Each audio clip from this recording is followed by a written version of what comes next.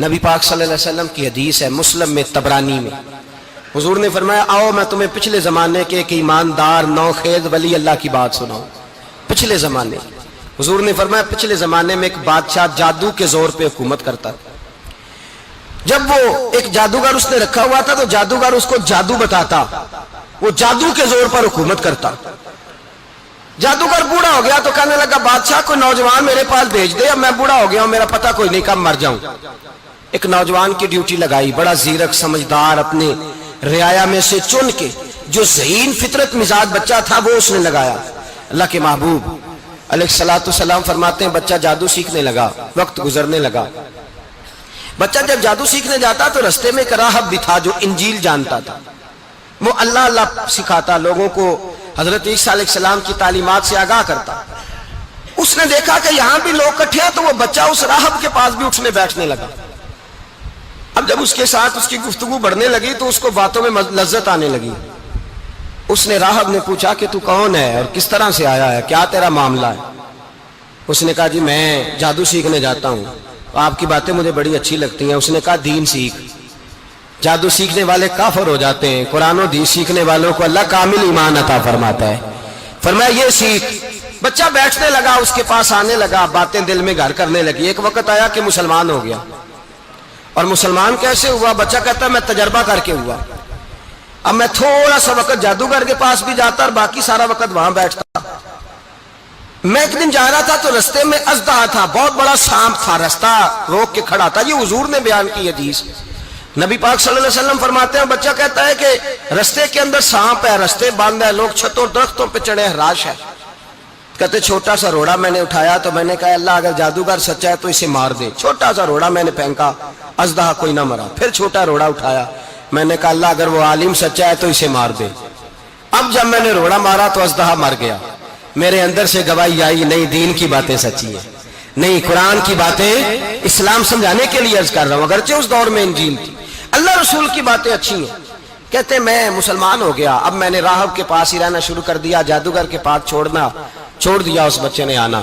بادشاہ پوچھتا کہاں زیادہ وقت گزارتے ہو تو وہ بات گول کر دیتا، وقت تیزی سے بڑھنے لگا۔ اللہ نے اس نوجوان میں طاقت پیدا کر دی، اب وہ اس کے اندر نا اللہ نے توانائی روحانیت پیدا کر دی، ابھی جوان ہے، 14-15 سال عمر ہے۔ اللہ نے اب جو بیمار بھی آتا وہ دعا کرتا تو اللہ صحت عطا کر دیتا، جو بھی آتا۔ بادشاہ کا ایک درباری تھا، بادشاہ کو پنکھا جلتا تھا، وہ اندھا ہو گیا، کوئی ایسی تکلیف آئی کہ نابینا ہو گیا، بڑے علاج کرائے شفا نہیں ہوئی۔ کسی نے اس بچے کا پتہ بتایا کانوں میں، اس کے پاس گیا تو بچہ کہنے لگا شفا تو ہو جائے گی پر کلمہ پڑھنا پڑے گا، مسلمان ہونا پڑے گا، جس پیغمبر کا میں غلام ہوں تجھے بھی بننا پڑے گا، دین پہ عمل کرنا پڑے گا، اللہ شفا دیتا ہے۔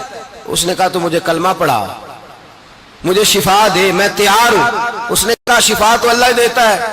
اس نے اللہ تبارک و تعالیٰ کا ذکر کر کے دعا مانگی، یہ مسلم شریف میں حدیث ہے، طبرانی میں موجود ہے۔ اللہ نے اسے شفا دی، اس نے کلمہ پڑھنا شروع کر دیا۔ یہاں ایک نقطہ لکھا ہے ہمارے علماء نے، کہتے ہیں جب اللہ ولایت عطا کرتا ہے نا تو یہ سفید بالوں والے کا حصہ نہیں ہوتی۔ اگر جوانی میں کوئی آدمی توبہ کر کے تصوف کے راستے پہ چلتا ہے تو سب سے زیادہ ولایت اللہ اسے عطا فرماتا ہے، سب سے زیادہ ولایت اس کے پاس ہوتی ہے۔ ابھی اس کے بال کالے ہیں، چڑھتی جوانی ہے، دعا کی تو اللہ نے، اور حدیث پاک میں موجود ہے کوڑے آتے تو شفا یاب ہو جاتے، اندھے آتے تو شفا یاب، برس والے آتے تو اللہ سے دے، جوان ہے۔ بادشاہ کے پاس وہ واپس گیا، وہ جو آدمی جس کی آنکھیں ٹھیک ہوئی تھی۔ بادشاہ نے پوچھا کہ کیسے شفا ملی؟ تو کہنے لگا میرے رب نے شفا دی ہے۔ بادشاہ سجدے کراتا تھا، اپنے آپ کو منواتا تھا، معاذ اللہ، کہنے لگا میرے علاوہ کون رب ہے؟ اس نے کہا وہی رب ہے جس نے تجھے پیدا کیا ہے، اور وہی رب ہے جس نے مجھے اندھے کو آنکھیں دی ہیں، وہی ہے میرا مالک۔ کہا اچھا تو مجھے نہیں مانتا؟ کہا نہیں میں اپنے رب کو مانتا ہوں۔ بادشاہ نے اسے سزا دی، ستایا، اس نے بچے کا پتہ بتایا، پھر بچے کو بلا کے ستایا تو اس راہب کا پتہ بتایا، راہب بھی قتل ہو گیا، نابینا بھی قتل ہو گیا۔ بادشاہ نے کہا سپاہیوں سے اس بچے کو لے جاؤ اور پہاڑ کی چوٹی پہ جا کے نیچے پھینکو تاکہ مر جائے۔ بچہ پہاڑ کی چوٹی پہ گیا تو ہاتھ اٹھا کے کہنے لگا یا اللہ میرے لیے نہیں اپنے لیے، میرے لیے نہیں اپنے لیے انہیں اپنی قدرت کے جلوے دکھا، میرے لیے نہیں اللہ کے بندے اپنی جان بچانے کی دعائیں نہیں مانگتے، اپنے لیے انہیں اپنی قدرت کے جلوے دکھا یہ دعا مانگی، جتنے لوگ ساتھ آئے تھے وہ سارے زمین پہ گرے اور سب مر گئے، پہاڑ سے گر کے مر گئے۔ بچہ واپس سیدھا بادشاہ کے پاس کہنے لگا لو بھائی میرے رب نے مجھے بچا لیا ہے۔ جوان کا ایمان دیکھو، میرے رب نے مجھے، بولو میرے اللہ نے مجھے ایمان کی گواہی دے رہا ہے، میں بچ گیا ہوں، تو جھوٹا ہے، میرا رب سچا ہے۔ اس نے کہا لے جاؤ اس کو دریا میں، کشتی میں بٹھاؤ، بیچ دریا کے جا کے دھکا دے دو۔ بیٹھے کشتی میں، دریا کے بیچ گئے، اور جب جا کے وہاں اس کو دھکا دینے لگے تو اس نے کہا اللہ میرے لیے نہیں اپنے لیے، انہیں اپنی قدرت کے جلوے دکھا۔ بس ایک طوفان سا آیا، جتنے سپاہی ساتھ آئے تھے ڈوب کے مر گئے۔ وہ بچہ اٹھا اور سیدھا پھر بادشاہ کے پاس، اسی کے پاس کہنے لگا لو بھائی میرے رب نے مجھے بچا لیا ہے، تیرے پاس آیا ہوں۔ وہ کہنے لگا تو کیا مصیبت میرے گلے پڑ گئی ہے، کیسے جان چھوٹے گی؟ تو بچہ کہنے لگا اگر تو مجھے باندھے درخت کے ساتھ اور سارے ملک کو بلائے، لوگوں اکٹھا کرے، پھر تو مجھے تیر مارنا، میں تجھے بتاؤں گا کیسے مارنا ہے، میں مر جاؤں گا۔ اللہ کا بندہ نوجوان ایمان دیکھو، مرنے کے طریقے بتا رہا ہے، میں تجھے بتاؤں گا میں کیسے مروں گا۔ یہ بات کہی، بادشاہ نے سارا مجمع جمع کیا، ملک سارا باہر آ گیا، درخت کے ساتھ باندھ دیا۔ کہنے لگا بھائی لوگوں یہ مجھے مارنا چاہتا تھا، مار نہیں سکا، اب میں اسے بتانے لگا ہوں کہ میں کیسے مروں گا۔ اسے کہو جب تیر مارے تو ساتھ میرے رب کا نام بھی لے، میں اپنے رب کے نام پہ جان دوں گا، ایمان کی پختگی میں اللہ کے نام پر جان دوں گا۔ اسے کہو رب کے نام پہ مارے، مر جاؤں گا۔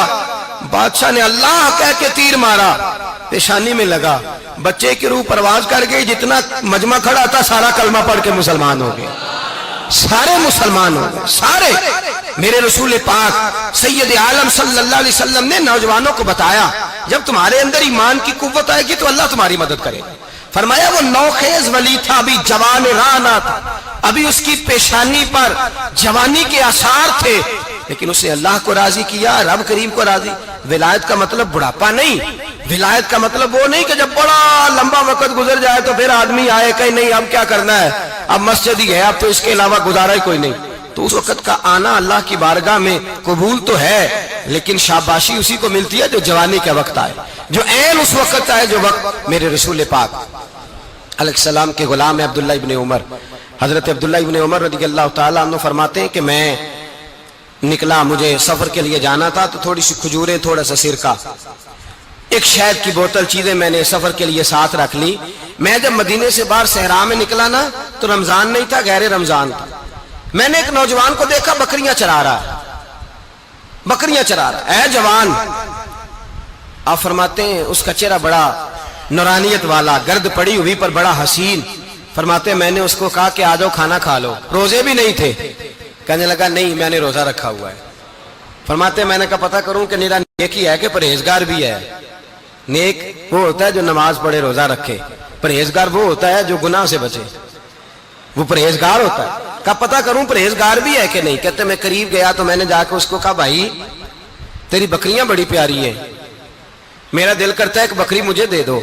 کہتے وہ جوان، غربت بھی، پریشانی بھی، پر دامان توکل کی یہ خوبی ہے کہ اس پر پابند لگے ہوتے ہیں، دھبے نہیں ہوتے۔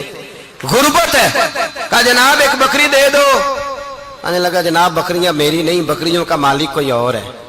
کہتے میں نے آزمانے کے لیے کہا کہ بکریوں کے مالک کو کہنا ایک بکری بھیڑیا لے گیا ہے، کہہ دینا بھیڑیا لے گیا ہے۔ تو کہتے اس نے میری طرف دیکھا، گرد سے اس کے بال لٹے ہوئے، آنکھوں میں روشنی، چہرے پہ اطمینان، لب و لہجے میں ایمان کی طاقت۔ نوجوان کہنے لگا حضور بکریوں کے مالک کو تو کہہ دوں گا بھیڑیا لے گیا ہے، جب عرش کا مالک پوچھے گا تو کیا جواب دوں گا، اللہ کو کیا جواب دوں گا؟ کہتے ہیں میں کانپنے لگا، اس کی بات سن کے واپس آیا، جو کام نکلا تھا وہ چھوڑا، واپس لوٹ آیا۔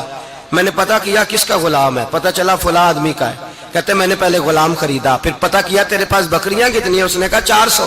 کہتے میں نے مالک سے ساری بکریاں خریدی، پھر غلام کو بلایا، پھر وہ بکریاں تحفے میں دی، تحفے میں۔ کہنے لگا حضور یہ سارا کچھ مجھے کیسے ملا؟ میں نے کہا تیرا ایمان بڑا پختہ تھا تو میرے رب نے تجھے انعام عطا فرمایا۔